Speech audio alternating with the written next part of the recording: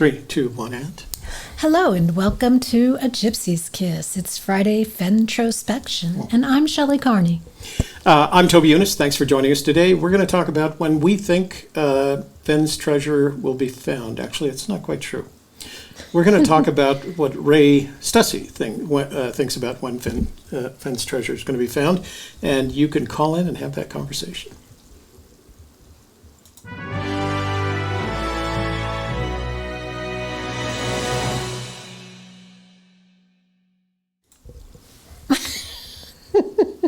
Was that a cuss word?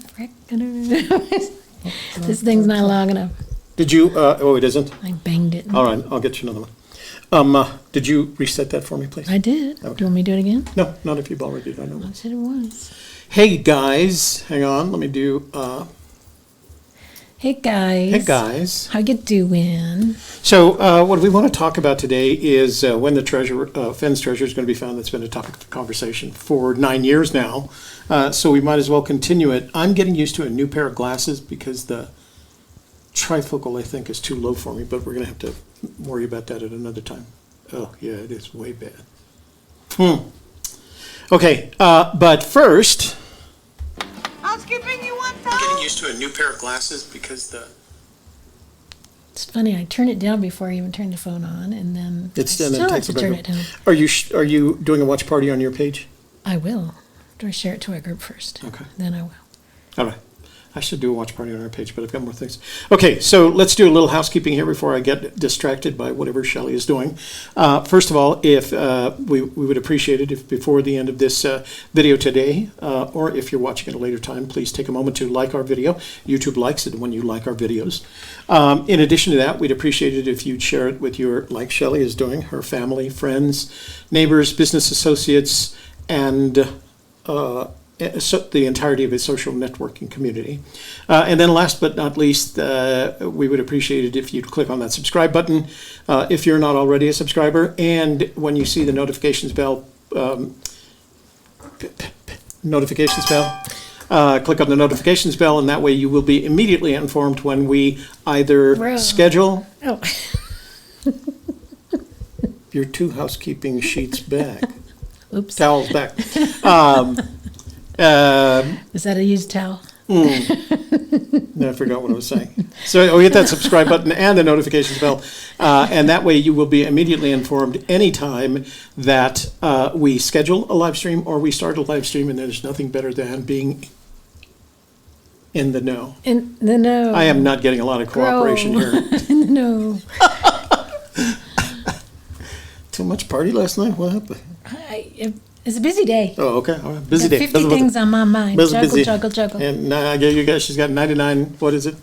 99 problems, and AGK is not one, apparently. So. Well, maybe it is. Oh, good point.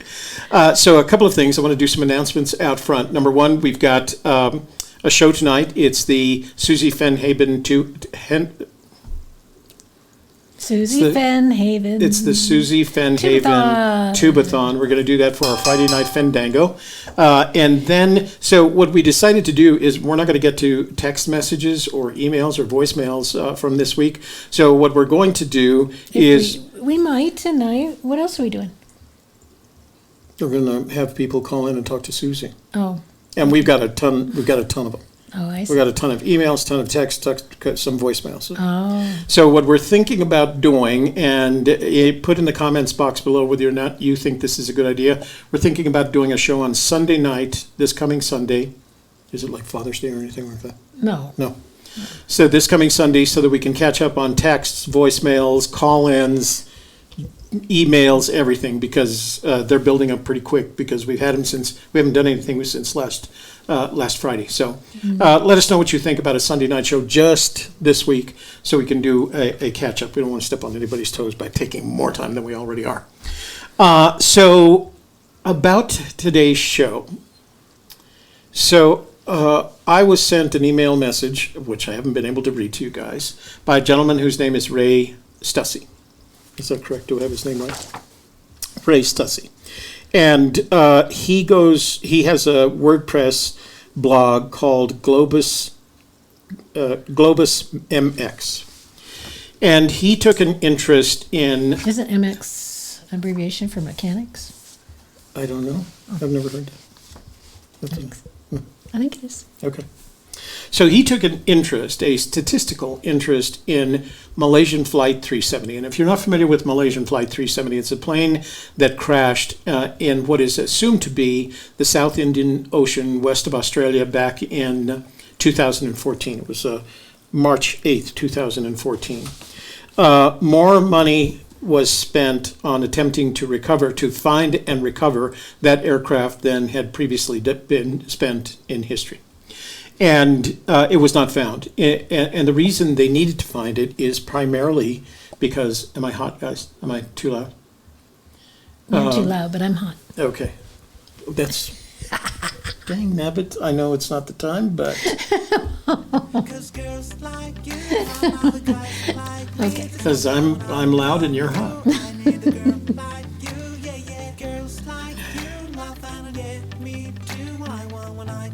All right. Okay.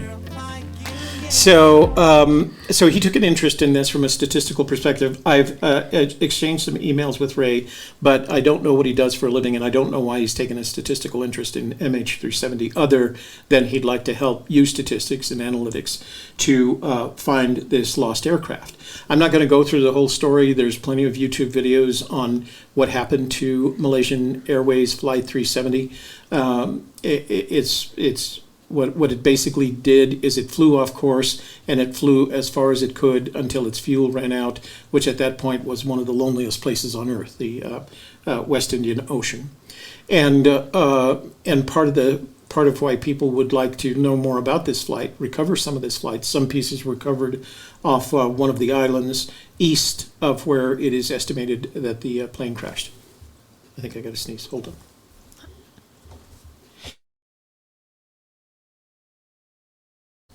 Bless you. Bless me. Bless me, Ultima. Anyway, Ray took an interest in this, and he's been writing on it since then with these various hypotheses about where the plane might be so that they could recover it and figure out what actually happened. And like I said, there have been lots of theories about what happened to this aircraft, including one that the pilot, who was in his 50s and had 18,000 flight hours, was flying a Boeing 777 that had a good record. But one of the theories was that he intended on committing suicide. And the only thing they have is a little bit of radar tracking, a little bit of satellite tracking, and some attempts at communications by the Inmarsat satellite communication system. So you can do just YouTube search MH370. You'll see plenty of information about it. Well, I'm not sure what led Ray to go to the step that he did, but I'm going to flip over so you can see the screen. And this is so hard. I'm going to have these glasses changed. Go to screenshot and all right. So this is what Ray referred me to, and I've put this link in the description box below.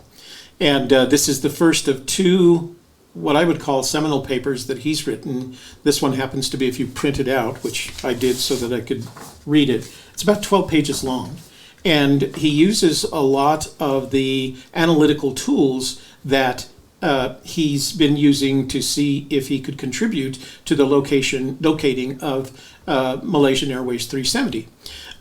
So if you go to that page, you're going to see a number of graphs, and you're going to see a lot of data, and I'm going to walk through them here. So the first one that I thought was interesting is he has one called the DaleNeitzelWeb.com web log statistics, and he covers it through the days, and he uses that as a basis for the amount of interest in the treasure. And again, I'm not going to go through the entire 12 pages. I'm going to strongly recommend that if you have any interest whatsoever in this kind of topic, that you go to the link below and read it yourself. Then he did some analysis on cumulative views. Fenn estimated people who have searched, the Thrill of the Chase book sold, and the cumulative emails by Fenn, and he used that all as data sources for estimating when he thought, based on statistics, the treasure would be found. And what he came up with is this final diagram. So this diagram is what is the result of all his research, and as you can see, he's done it based on the potential number of clues solved, and the conclusion he's come to is that the number of clues solved will be 9 sometime in before the 2023 search season, and that's how he came to its estimate. So what was interesting to me about what he did in its entirety is that, you know, we have a lot of people who have guessed at when the Fenn treasure will be found. And that guess is based on a lot of different things, including, you know, things Fenn says or how we interpret things Fenn says, and what we've done since then to determine whether or not. And there's, you know, if you just did it based on the number of claims every season, that the number of searchers who say they're going to find Fenn's treasure this season, you could make some estimates based on that. But like I said, what interested me about this paper is the analytical approach, the data dash based approach that Ray had taken to this. I sent Ray a text and I asked him, he works today and he may not be able to get off. I don't actually know what Ray does. He must be some sort of an analyst or statistician. I am stumbling through my words today for some reason. I'm not sure why. He must be an analyst or statistician in some way, because this is a very analytical piece of paper, piece of work, and he's taken on the challenge of using a lot of what he knows to be fact to help or to promote the idea that his theory about how MH370 was lost, and promote that theory so that it can be found. And fundamentally, his theory has been shared by others, but he's got the analytical, the analysis behind it, and you can find it on that page. If you look at right over here on the right side of his page, if you click on About or Assumptions, this is all about MH370. And he took all of that expertise that he had in developing his hypothesis. And his hypothesis basically on MH370 is that there was intent. Somebody wanted that plane to disappear. And it could have been the pilot, it could have been the airlines, it could have been, so that's his thing. It wasn't the evidence that he's found, the data that he's looked at, and the resulting conclusions that he's come to indicates that this was not an accident, that there was some intent behind what happened to MH370. So I think we can agree with him that finding the Fenn treasure is not going to be an accident. It is going to come with intent. He thinks that he's done enough research in this area and provided enough data to conclude that the Fenn treasure will be found sometime in 2023 as a result of all 9 clues being resolved by that time, based on what we know at this point. So what we don't know is where everything is, right? But he doesn't know any better than anyone else where it is. He's just coming to this conclusion based on the numbers that he has access to, technically that we all have access to. It's just that none of us have taken the time to do this research. Ray did, and honestly, I think he did a hell of a job. I admire, as an analyst myself, I admire the work that he's done thus far. So, and he may get more. We'll find out.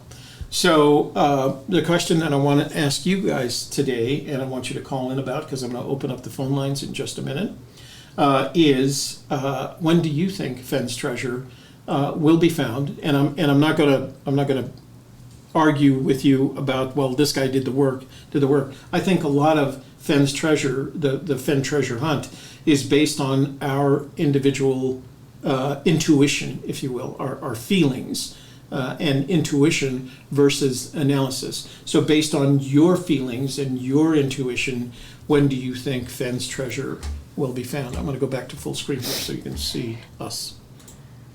All right. Well, somebody was asking, I think it might have been Eric Schmidt, how many clues have been figured out? And he includes that those two quotes from Terry Scant in his report. Basically, Forrest had said, as we all know, that people have figured out the first two clues and then walked right on by the treasure, missed the other 7 clues.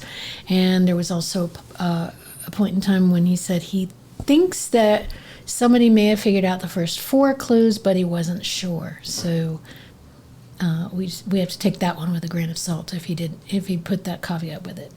Somebody said that in our room the other day, and I asked them if they had a citation. I kind of think the citation actually comes from that Q&A that occurred after the screening of the lure in Santa Fe back in 2000. I don't know. It's in the article he wrote. He added the quote citation. where it was from. He's very good about adding. Let me see if I can. I don't want to go through all of this. Yeah, he does refer to a couple of YouTube videos, so I don't know if one of them are ours.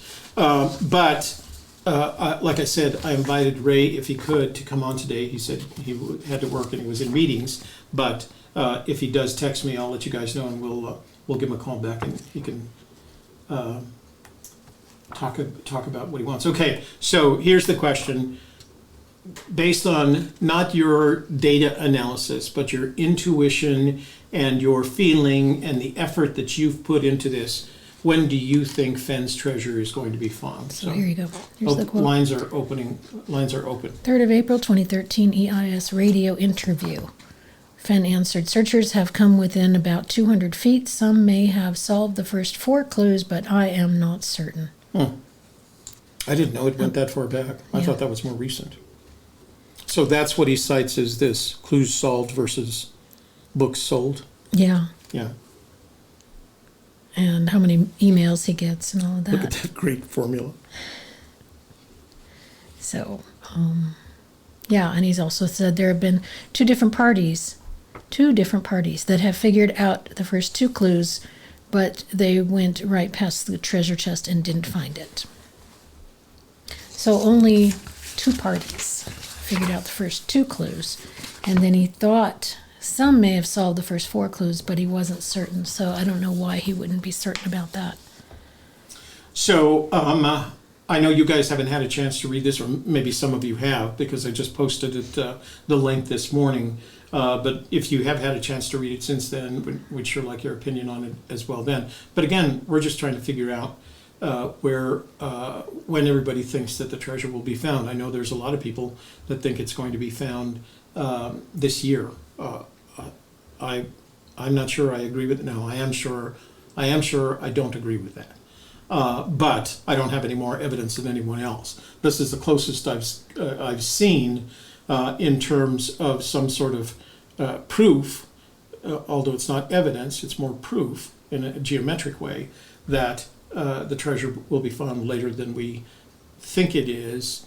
That would make Fenn 93, so he could still be around. Sure.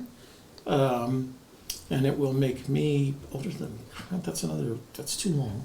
Needs to be this year. Okay, so. Well, then we'll have to go get it. Yeah. Do you want to go through You people are not finding it, we're going to have to do it. You want to go through the room? See if there's any questions. Any questions? Because I can't see them I can only see the. All right. So if you do have a question or a comment that you want us to see in the chat room, make sure you start it with the @ capital A space Gypsy space Kiss, and that will highlight it for us so we are less likely to miss it. Also, you could do a super chat, which would give you a little cha-ching. Oh, I forgot your and super chat. A special box. That's okay. We'll do it again. Yeah. And then, call us. 866-597-9901. Call, text. Phone lines are open. Or don't call and make it a really short show. So Redneck Express says to try the Eric Johnson eyeglass solution. 2 sets of eyeglasses. Well, again, you guys can't see them, but these are actually trifocals. So this is my normal vision, this is my computer vision, and this is my book vision. And I just have a feeling that when she did that little eye thing where she marks the center of your eye to do the thing, it's too low. So I'll have to go back and have those repaired, and hopefully they won't charge me for them. So a couple of people say Sunday fun day sounds good to them. When I come back on Sunday night. Deborah Jensen says, hi from New Orleans. Check out the Nice. lyrics from the New Mexico State song, Where Balmy Breezes Blow. Sounds like Where Warm Waters Halt. Well, I'll accept that. We'll go with that. We will go with that. And what else do we have?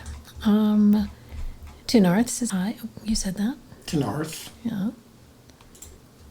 We have Susie's in the room. Hi, Susie. We'll see you tonight. Shelley's doing a show at 2:30 on the softer side, and then after that, we'll call you. We'll Zoom you to do a test, and then we'll see how everything's going, and then we'll Oh, we got a call. talk to you tonight. So we're gonna inbound here. Hey, you've reached Toby and Shelley. What's your name? Where are you calling from? And what are your thoughts on the matter of when Fenn's treasure is going to be found? It's Jennifer Norris. I'm from Alabama, and my topic is about Fenn's bracelet. Fenn's bracelet. Yeah, the bracelet he put in the box, Uh-huh. if he's going to return it to him. Right. So what do you think about that? I think if he finds it, that he should get the bracelet back to Fenn, because that's a very personal item that Fenn put in there thinking he was going to die. Mm-hmm. And I feel Forrest needs to get it back before his time comes. So let me ask you a couple of questions. What do you think should happen if Fenn has passed when the treasure is found? Well, if that being the case, then I think his family would, I think it means more to Fenn. If Fenn's not here, he's the one that really wants the bracelet back. He was the one that, was there when the beads were brought up and the Indian made the bracelet. So, he won it from that guy. So, if he's dead, then keep the bracelet and put it with the treasure. But if Fenn's alive, I'd like for Fenn to, get his bracelet back. So let's say, let me go back to my hypothesis. Let's say that Fenn has passed when the treasure is found, eventually found. Other than the bracelet, how much different is that going to make it for the treasure finder and the community if Fenn isn't around? I don't think much. I mean, it's not that monetary value.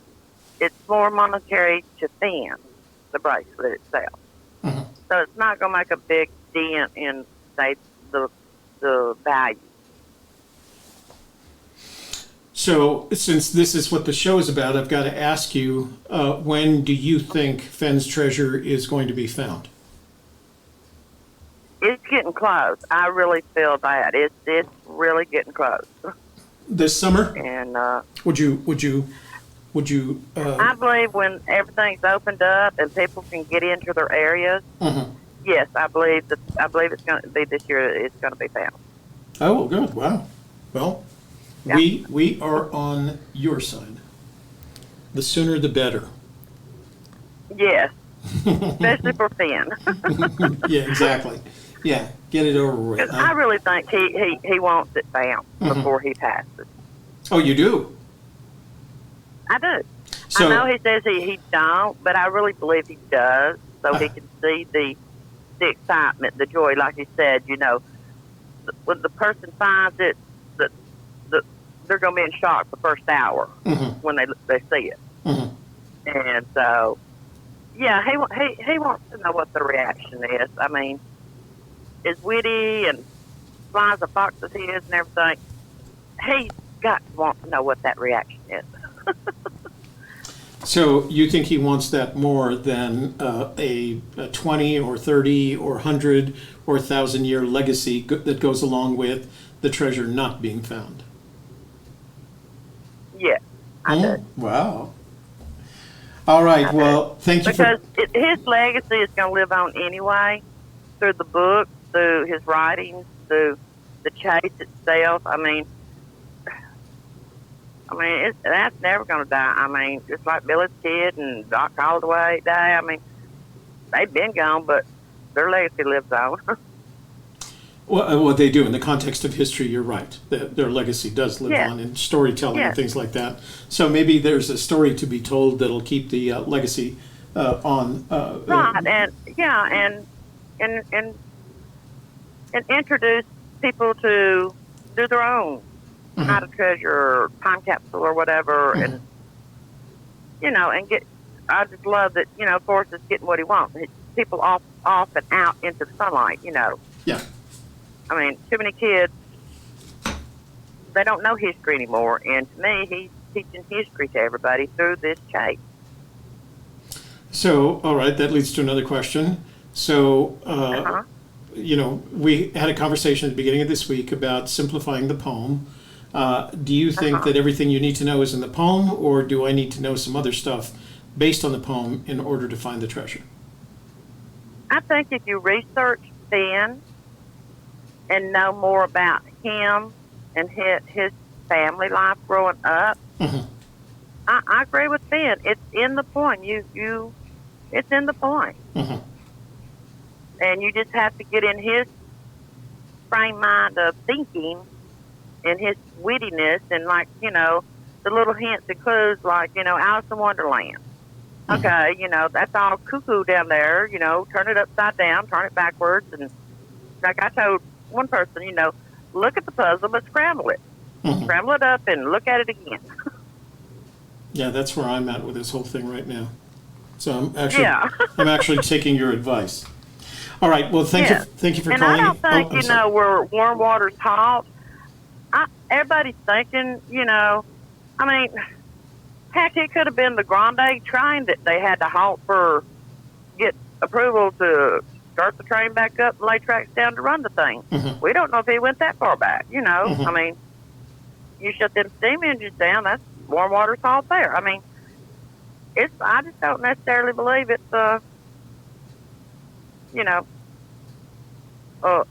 everybody's looking at water coming down a fall. I just don't believe that. Well, you can use New Mexico Game and Fish regulations as an example, a contradictory example. I'm okay with that.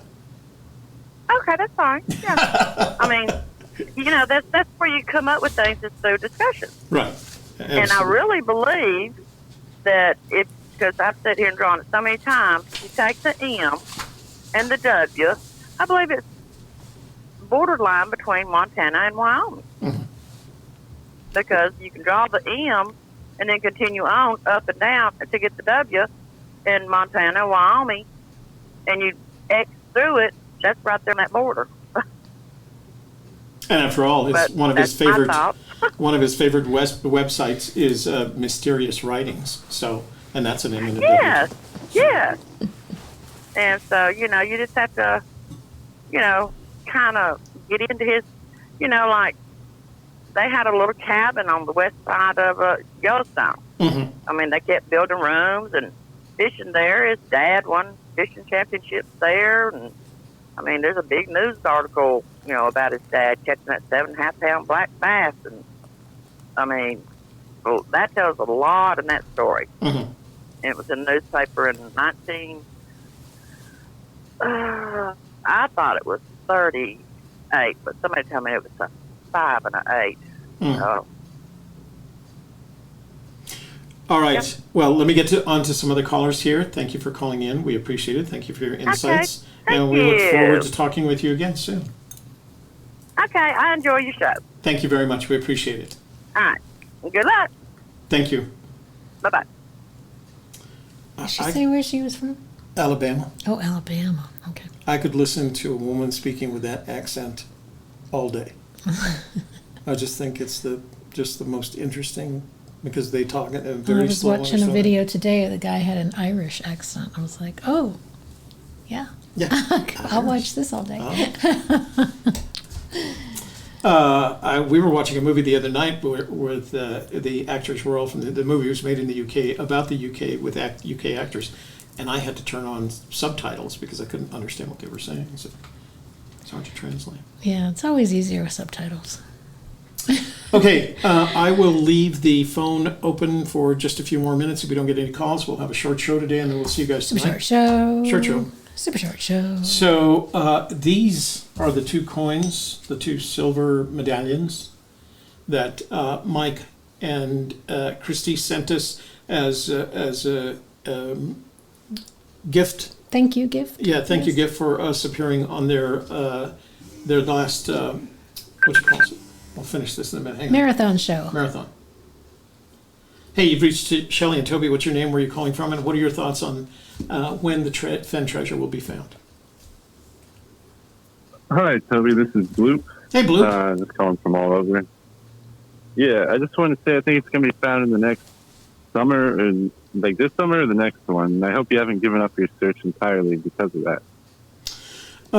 So I can tell you where we stand in our search as opposed to research. Our research has me continuing to look back at the details in the poem in an analytical way.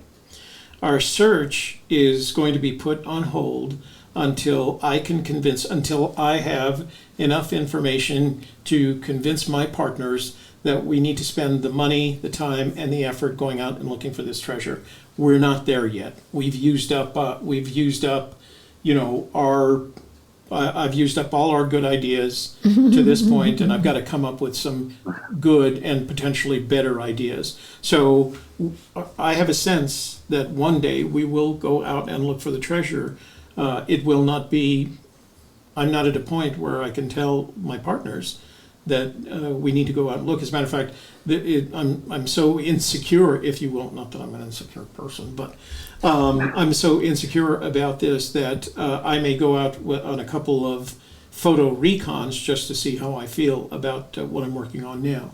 So, and we have the benefit, I still don't think it's outside New Mexico, so we have that benefit that I don't have to travel across, 4 states to get to my search location. So, 2-hour drive should do it. We have a lot of people, yeah. 2-hour drive. We have a lot of Well, people. yeah, I just hope you get out, at least once more or twice more before it's found or something. And Yeah. You've got to remember just for the hell of it. that a lot of the places where this treasure could be hidden in New Mexico are places that I go trout fishing anyway. So I will get out. I mean, I'll get back. I've promised myself several times that I'm going to get back to the Rio de los Pinos, just because in the 6 times we were there, I didn't get to do any trout fishing one time, but by that time the river was so low that the fish had given up, I guess is the best way to describe it. So we'll get back there. We'll have more stories. Well, I'm glad to hear it. That's all I was calling for. Thanks, Toby. Our pleasure. You have a good day.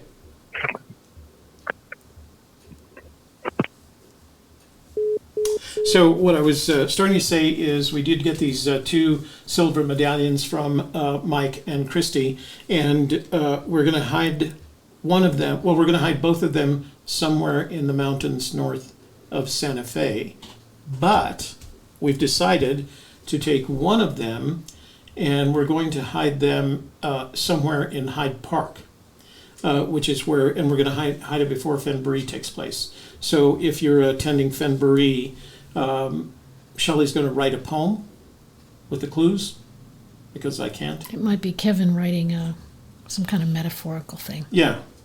We'll see. I can do ciphers and I can do those things, but everybody figures out my ciphers right away. So Yeah, anyway, it's too easy. so we're going to write a poem, and we're going to hide this one around the Fenn campsite up in Hyde Park, so that the Fenn campers can go look for it. Treasure wants to know, why do people think there is no cipher? Looking on Terry's scant, Forceman says the clues must be deciphered. The clues must be deciphered many times. Yes, but yes, he did say that. But he also said that there were no codes or ciphers involved in another state.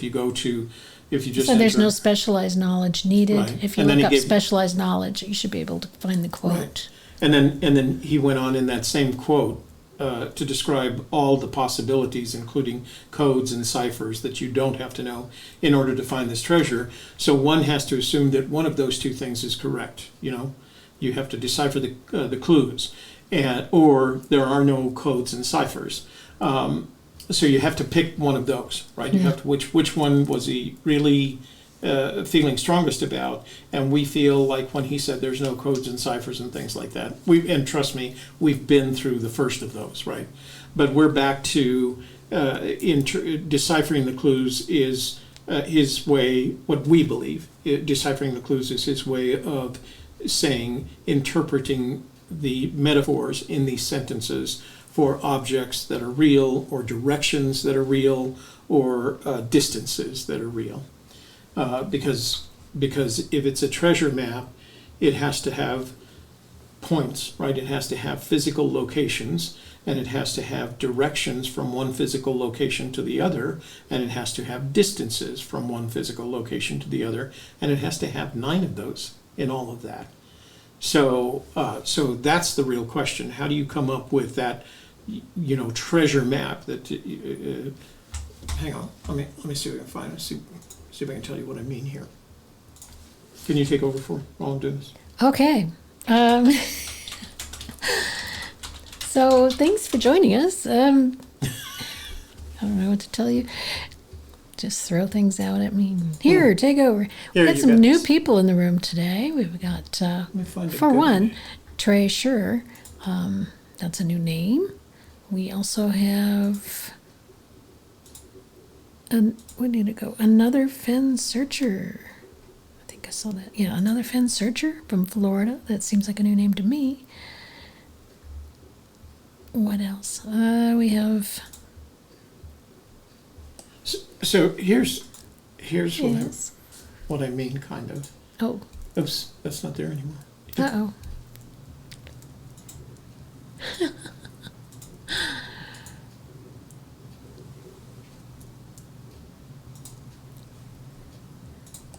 Okay. So if the poem was a treasure map, I'm going to switch over here for just a second. Remind me to switch back so we don't get these guys stuck on it. If the poem was a treasure map, it would kind of look like that, right? It would have objects and would have distances, and this one doesn't have it. Damn it. Okay, wait. Anyway, it would have objects, Distances? and it would have distances, and it would have directions if you were to find a treasure, right? That's the only thing that's missing on this treasure map. What we have is a treasure map that looks like this one. We have metaphors for locations, right? Sharp's Ridge, you could rename these, to Home of Brown, No Place for the Meek, etc., but it's not very helpful if you've marked an X and you're not giving indications other than these particular locations. And that's kind of how we see the Fenn poem right now, that it has a bunch of objects, but it doesn't give us directions or distances on how to get there. A more realistic map would have been, let me go back there. A more realistic map would have been, and again, these are just toys. They're not real. So here's one talking about treasure maps. Ugh, that's really tiny. You guys probably can't see that. Ta-da. Wait. No, I gotta go any bigger. So my point is that it is going to be really difficult to find this treasure if all we have are locations, right?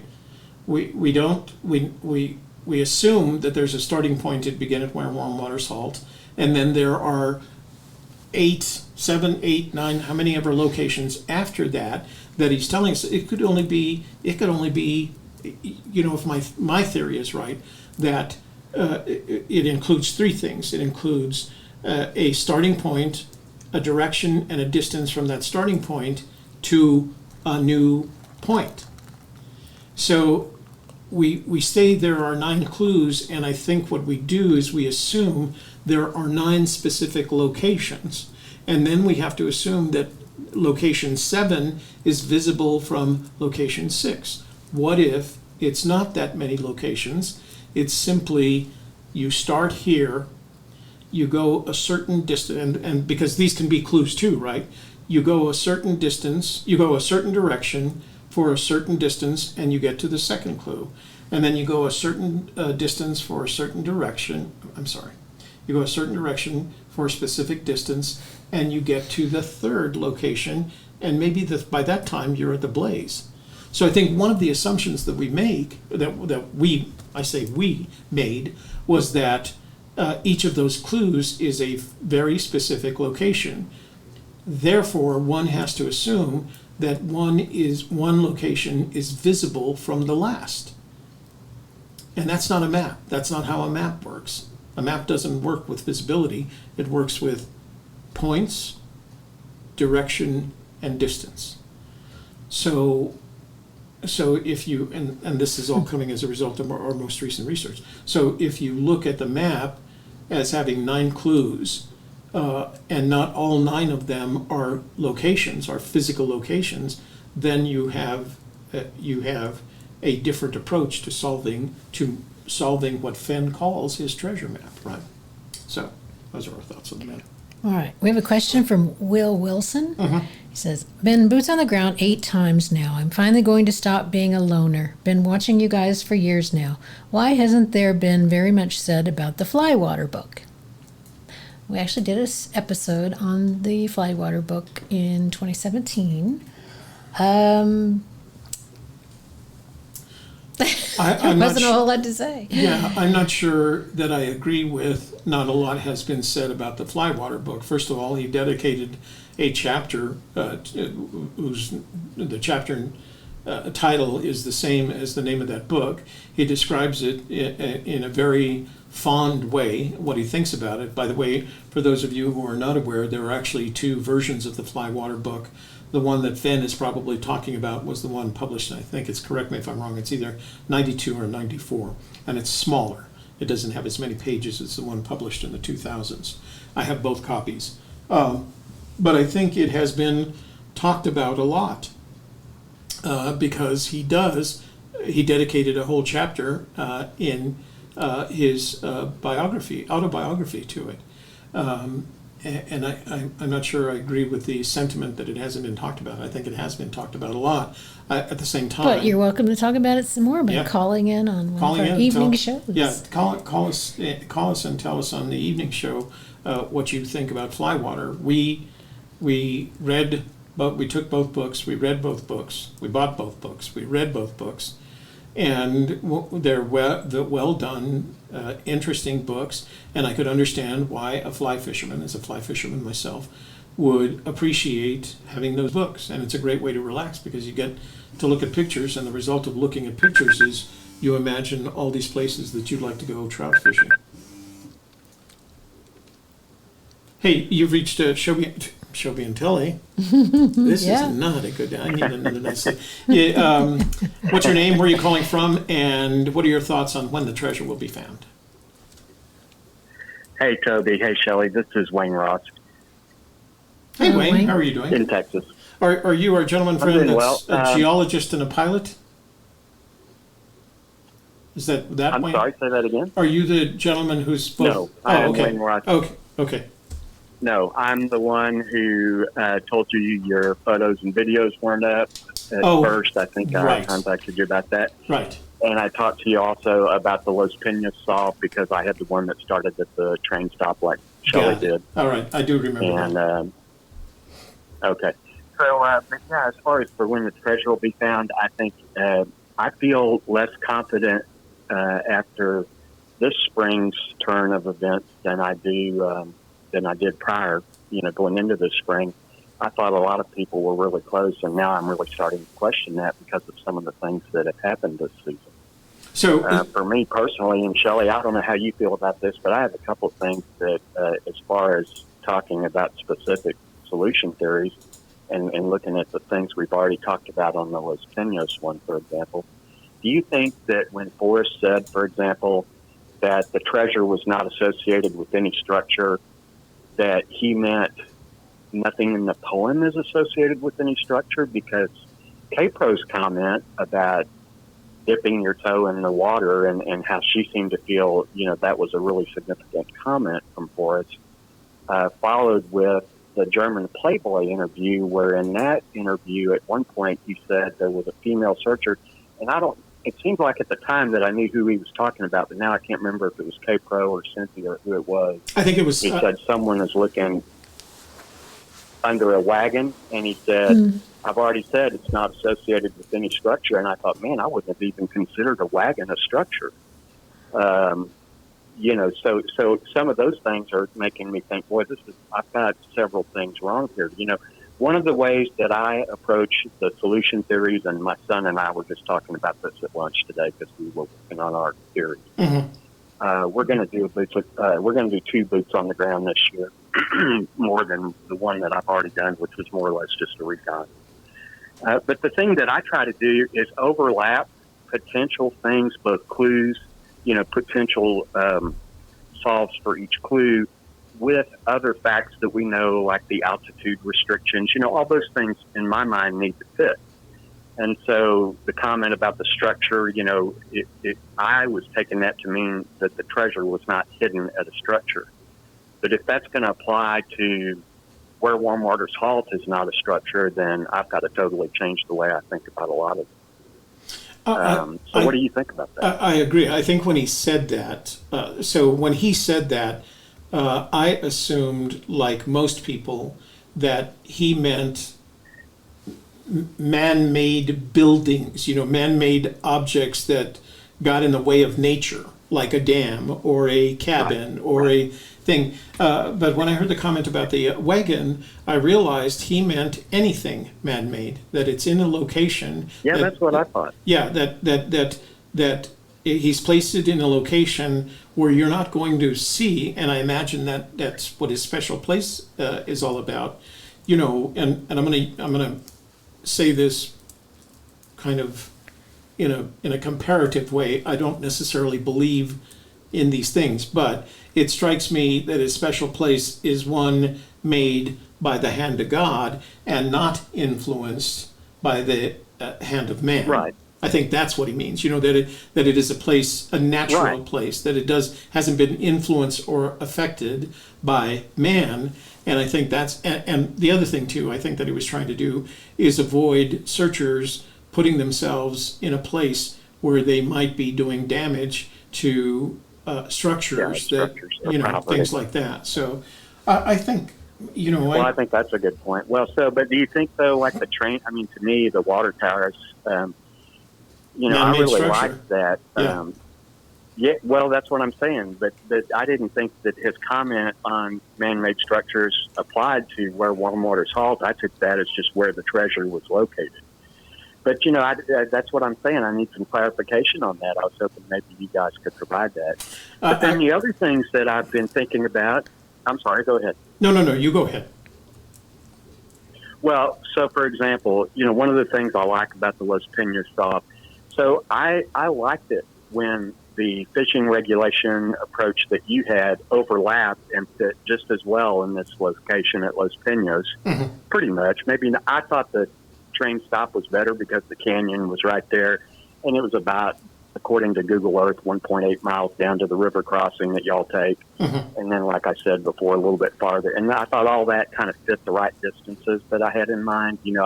I don't know that you can totally see everyone from the other, especially I don't think you can, unless the blaze is a geological feature. If it's something that's an actual, more like a trail blaze of some kind that you're going to stumble on, I think that's harder to locate, but it's also not something that might be that visible from the other clue. But the thing I did like is that other things, like there's been a lot of people within 500 feet. I thought, well, that's the train, and then I even thought heavy loads and water high. Well, that could be the train as well, heavy loads and water from Warm Waters High.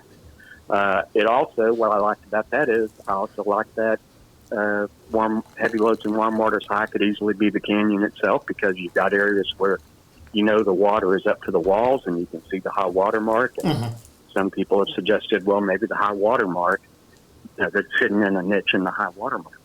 So, all those things, though, apply in the case of the Toltec Canyon. You can make every one of those external things, the altitude, the the heavy loads in water high, the people have been within 200 feet, people have been within 500 feet. It was very easy for me to envision how all of that worked with the Toltec Gorge solution.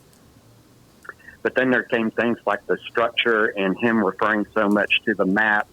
I looked at a solution theory that maybe a lot of people are familiar with, but I watched it this week. I hadn't seen it before, where the guy was talking about the town of Marvel in Colorado, and he said Marvel Gaze means you're overlooking the town of Marvel. And I thought, now see, that's really interesting, because one of the things that's kind of confused me this year is how much emphasis Forrest seems to be putting on maps.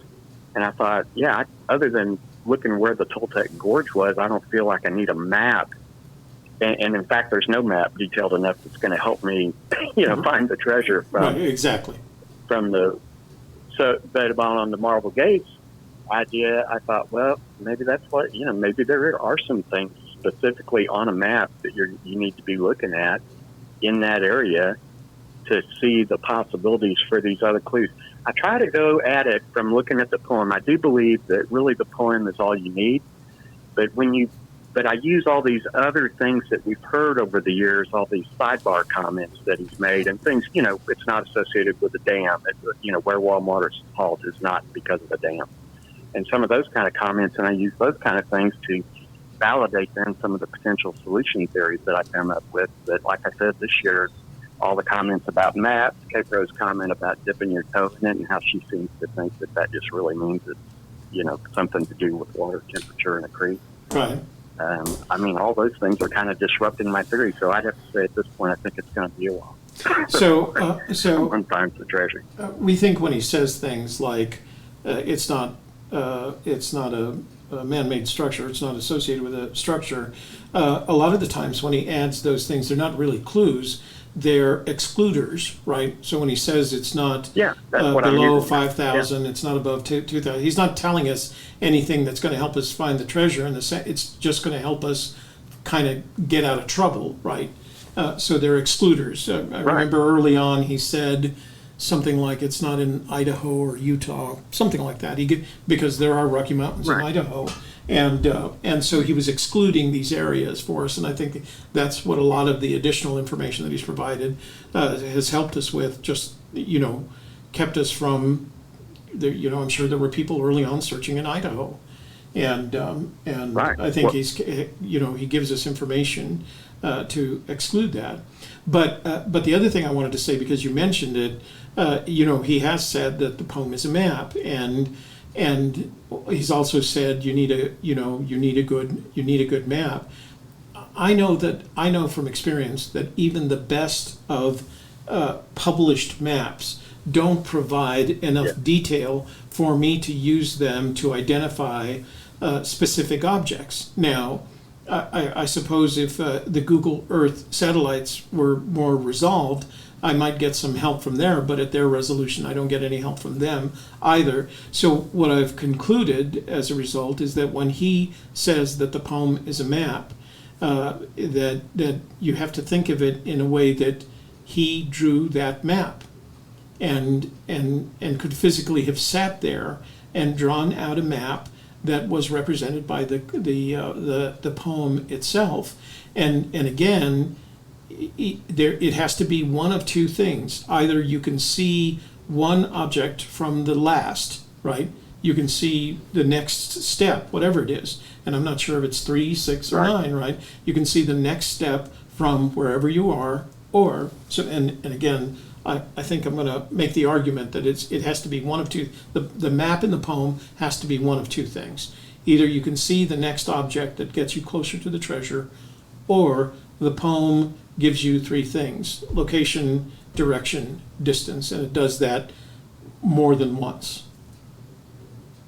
Right, and in fact, K-Pro and Christy, and Christy did a show where they talked about, I think this is a direction, each line in the poem. Is this a clue? Is this a direction? What is this? Yeah. And I thought that was a very interesting show. One of the other things I just want to make sure I include in the comment here today, because I try not to call too much, even when there's a lull in the action. I love talking about this, obviously. But Don't we one of all? the things that's interesting is I've been watching the It Is What It Is videos. Yeah, he's pretty good, And isn't that's he? another thing that, in a way, is very discouraging because I watched the ones where he built a replica box, basically 2 shoe boxes, I think it was, taped together and kind of painted like the chest. Mm-hmm. And I swear to God, they are almost impossible to see. I mean, he even lost one that he hid, Right. going back and looking for it, and he couldn't find it again.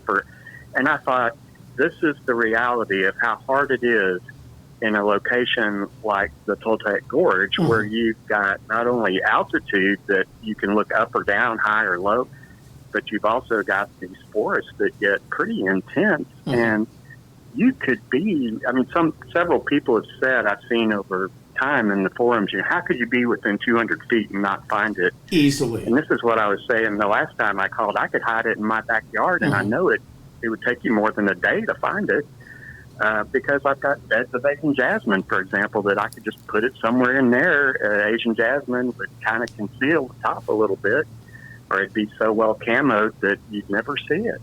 Right. And when you watch the videos that guy did, it's very telling on how challenging, you could literally be walking down a path and it could be right off the path And you wouldn't and know. you won't notice it. No.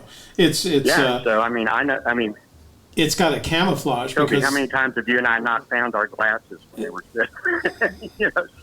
So if I can lose my glasses on my desk, how hard is it going to be to find a treasure chest? my kids make fun of me because when I lose something in the house, the first thing I do is put on this LED beam on my forehead just so I can, like, where the heck is it?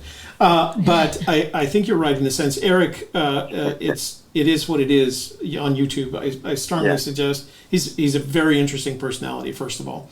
And he's very thoughtful in his own way. He has been boots on the ground, but he does all this additional outside research outside the facts in the poem. And the most recent one he did was how a blaze is going to look from 200 feet and 500 feet. And the lesson that's to be learned from that is that, first of all, he made it a point to do it in an open field so that he could show you what he meant. The treasure is not hidden with a 500-foot view. Yeah, it's not necessarily.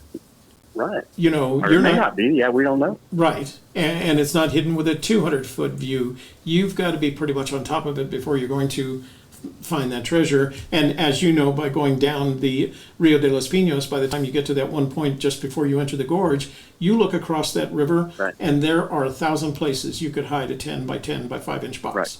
Right. So I think I think you're absolutely right. You could have it narrowed down to an area that's just a couple hundred feet or 50 feet, and I still think it could be very difficult to find even at that point. Agreed. And so it's a real challenge when we have a hard time narrowing it down to something that, specific. Even more important. So anyway, that's even more important for him to give us location, direction, and distance. Otherwise, he's right; it won't be found. But I liked Shelley did a good job when you were in Florida the other day, and I enjoyed listening to you, Shelley. And specifically, I liked some of I'm totally on board with your reasoning that I really got from you guys, and I want to make sure to give all of the blogs have contributed something to my ideas about things, but I've learned a lot from you guys. And I think you're absolutely dead on right about the New Mexico thing. I mean, I think it could be, southern Colorado is close enough that I'm kind of including some of southern Colorado in with New Mexico. But I believe you're right. I don't really feel like, he could have flown at one point, and he talked about driving to Cody for 8 hours straight when he was on the board. It's not that he couldn't have done that. I just feel like that he didn't. He hit it more in more proximity to where he was. And also, I totally think you're absolutely right. Why would you only publish 1,000 books at a bookstore in Santa Fe and say it was in the mountains north of Santa Fe? I loved your line about if I told you I kidnapped your child and hid him in the mountains north of Santa Fe, would you be looking in Montana for that child? Yeah. Well, I try not to. So I think you guys are dead on about that. Shelley makes fun of me because I went from her son to her dog, and I finally ended up at her cat because she'd say, "Don't kidnap my cat." So it was pretty funny. All right, Wayne, thank you for Well, so calling anyway, in. those are some of my thoughts. Yeah, you're welcome. You know, let me know when you're going up to the Rio de los Pinos again. I'll go up and I'll take a fishing rod instead of a... I will. I actually have some things that I want to talk to you about in person on that, so I was going to see about that. I'll see if we can't work that out. You want to go fishing in the Rio de los Pinos, or you want to head up to the Rio de los Pinos, I'll be happy to go up there with you. I'm actually kind of interested. I'll give you a call. We'll have a talk, and then we can see what your interest is. I'm actually kind of I could use interested. some of your technology. Yeah, as exactly. an aid to my.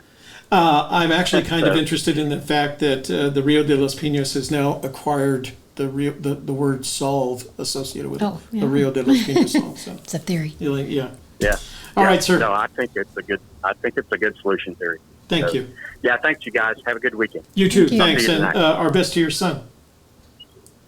Okay.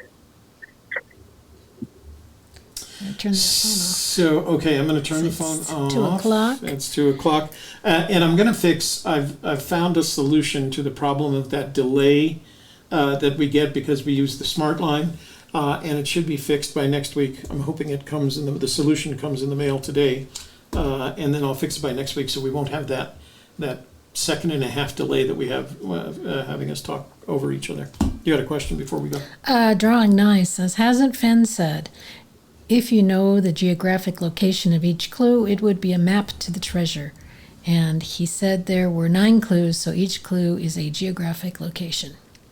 See, I'm not sure I agree. He said there are 9 clues. He didn't necessarily say each one of them represented a geographic location.